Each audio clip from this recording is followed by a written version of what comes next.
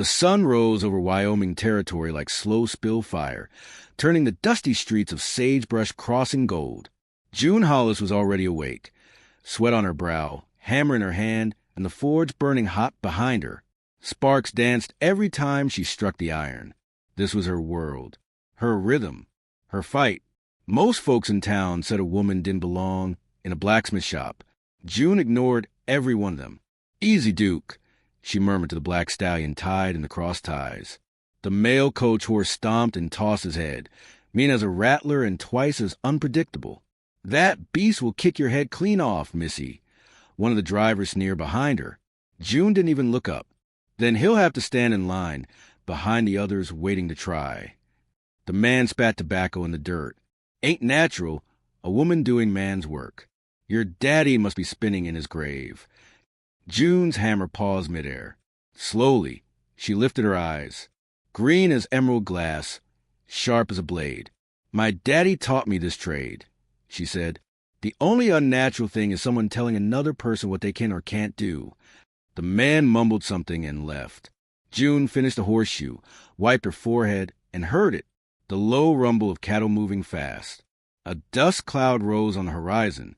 A herd was coming early this season. When the riders appeared, June's breath caught. They were worn from trail life, dusty and steady. But one man at the front pulled her attention like a magnet. He dismounted with the easy grace of someone who lived in the saddle. Tall, broad-shouldered, and weathered from sun and years. He scanned the town with calm blue eyes. Then he saw her.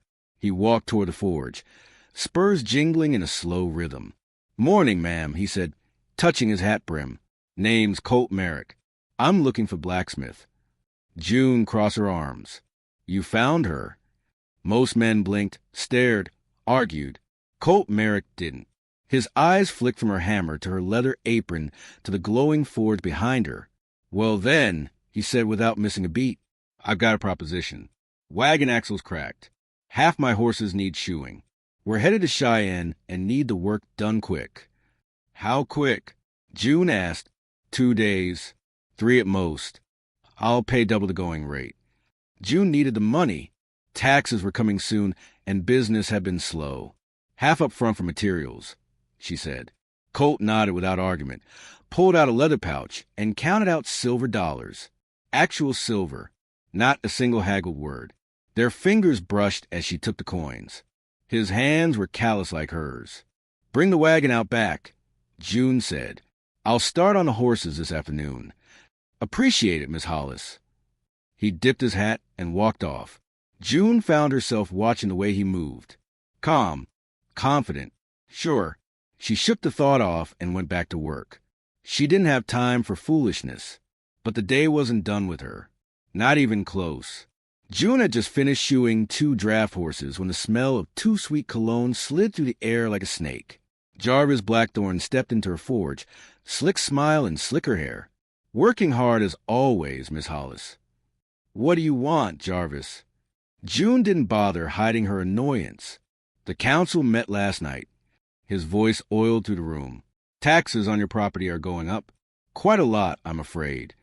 June stood straighter. "The taxes were set 6 months ago. You can't just raise them." "Oh, but we can. Emergency session." Jarvis clicked his tongue.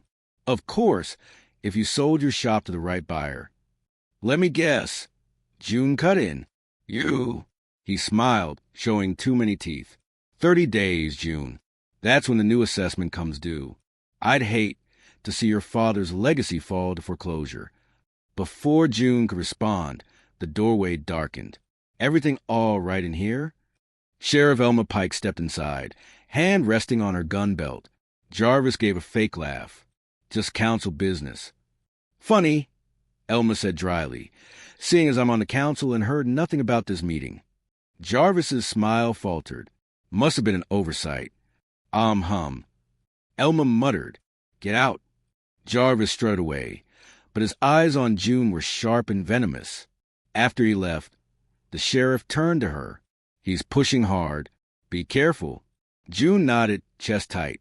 "I'll check the tax papers later." "You do that," Elma said. "And June, keep a gun close." Colt returned that afternoon with a string of restless horses. One mare, Juniper, shied away from everyone. Colt held her head gently. "She's had some bad handling," he explained.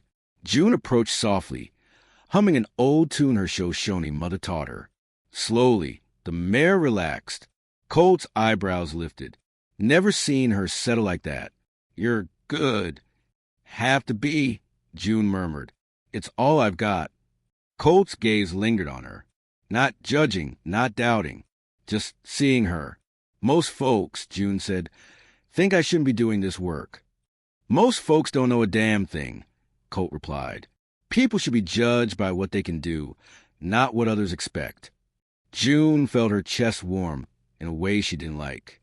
Soft, dangerous. As the sun dipped low, Colt counted out payment and added an extra silver dollar. "I quoted you fair," June said. "That's what I'm paying," Colt replied. "Your work's worth more." After he left, June stared at the coin in her hand. No man had ever valued her like that. For a moment, she allowed herself to feel it. Then the town boy ran up, waving paper. "Miss June," this came on the evening coach. June opened the envelope. Her stomach dropped. Delinquent taxes. Foreclosure in 30 days. Amount owed. Triple the normal assessment. The signature looked wrong. Fear prickled her spine. Jarvis Blackthorne was playing dirty. And he wasn't done. Not by a long shot. The next morning broke cold and gray over Sagebrush Crossing. June hadn't slept much. The forged tax notice sat on her workbench like a threat made of paper and ink. But she pushed it aside when Colt's men rolled in the wagon with the cracked axle. Work came first.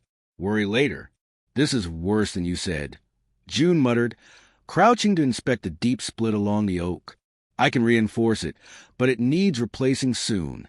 "That'll have to do," Colt replied, steadying the wagon. "We can't afford the delay." June grabbed her tools. "Get your men to block the wagon. I'll take off the wheel." Colt barked orders, and his crew moved like a well-trained team. June respected that. Men who listened to their leader. Men who trusted him. As she worked, Colt stayed close, holding the axle steady while she hammered hot iron into shape.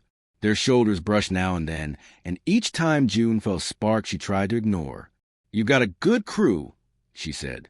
"Only because I treat them like men, not tools," Colt answered. "Respect grows loyalty. Learned it the hard way." June nodded.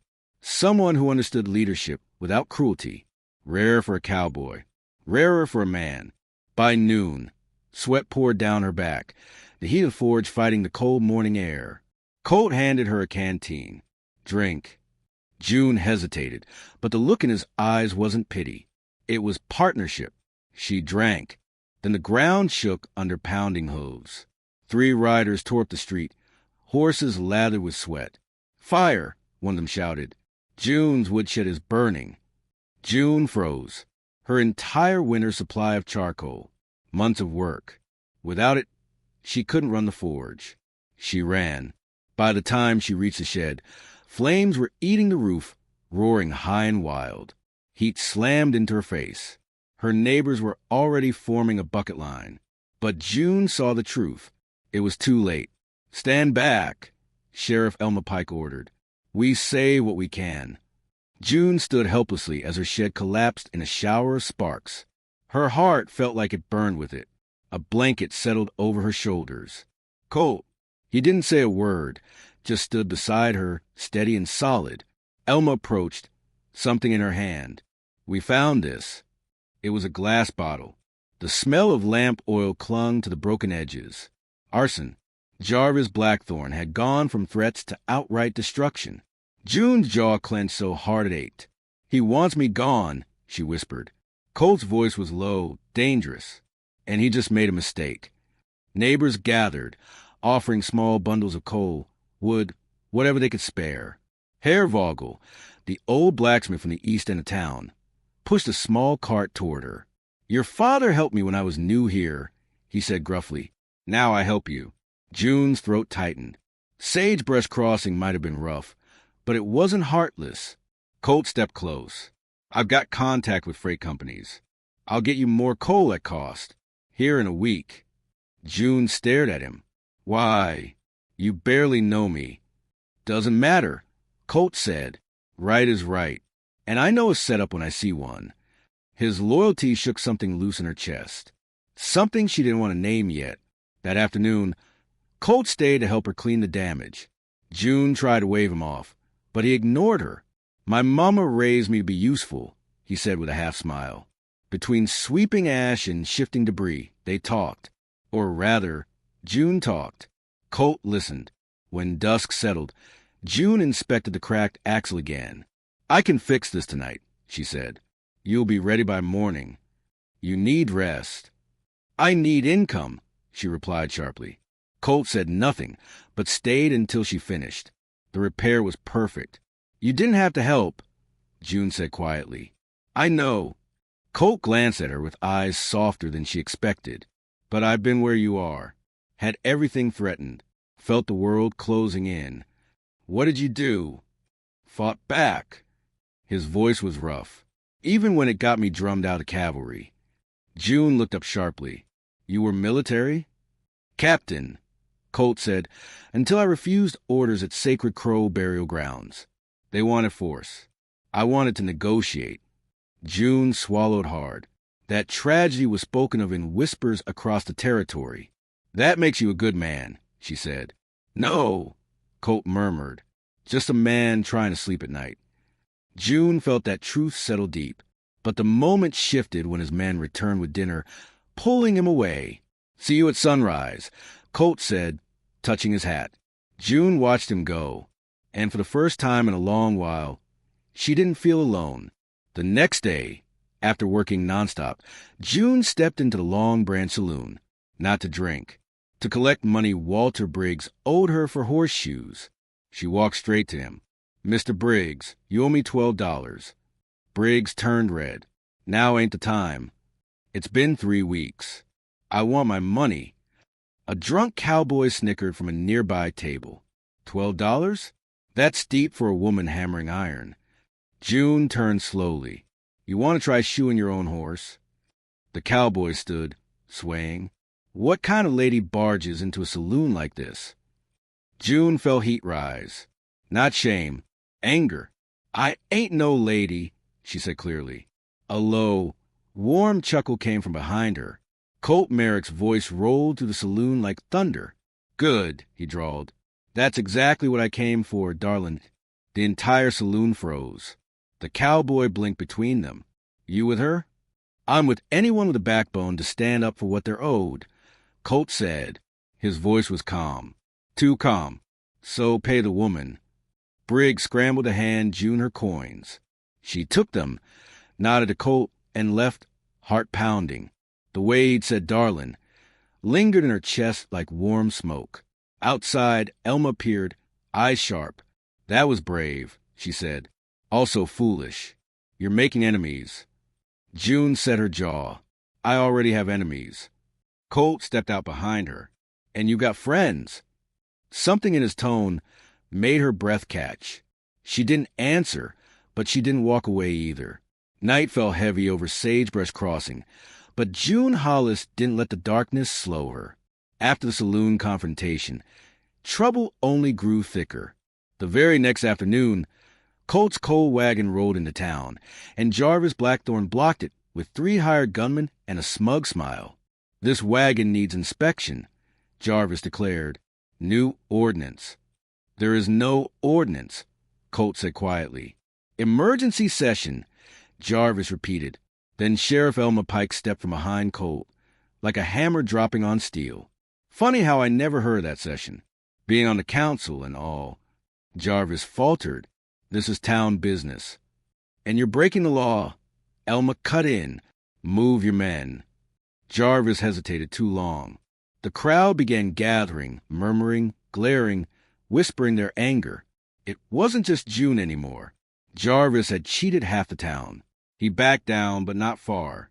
As Colt's men drove the coal toward June's forge, Jarvis leaned close and hissed, "This isn't over." June just lifted her chin. "It never is with you." Later that evening, June and Colt unloaded coal into her rebuilt woodshed. Every time Colt lifted a heavy sack, June caught herself watching the flex of his arms, the sure strength in his movements. It made her feel warm. Safe. You're staring, Colt murmured without looking at her. June flushed. No, I'm not. Yes, you are. You're awful sure of yourself. No, Colt said softly. Just hopeful. Before she could respond, a shout ripped down the street. Fire! Fire at the church. Colt didn't hesitate. He stripped off his vest and shirt, grabbed a bucket, and ran. June was right behind him, grabbing another. The bell tower was burning. Flames crawled up the wooden frame like hungry fingers. The bell rope threatened to snap from heat. The church could fall within minutes. Someone's got to cut the rope or the tower will come down, Reverend Cole cried. I'll do it, Colt said instantly. Colt, no. June grabbed his arm. It's too dangerous. He touched her hand gently. Someone's got to do it. Trust me. Then he ran straight into the flames. June organized a bucket line, shouting orders, throwing water up to him whenever she could. Her heart beat, so hard she thought it might crack her ribs. Inside the tower, Colt cut the thick rope with a handsaw, choking on smoke, lightheaded from heat. The bell crashed down, shaking the ground, but the tower stopped leaning. Then Colt climbed out, coughed his lungs clear, and nearly collapsed. June reached him first.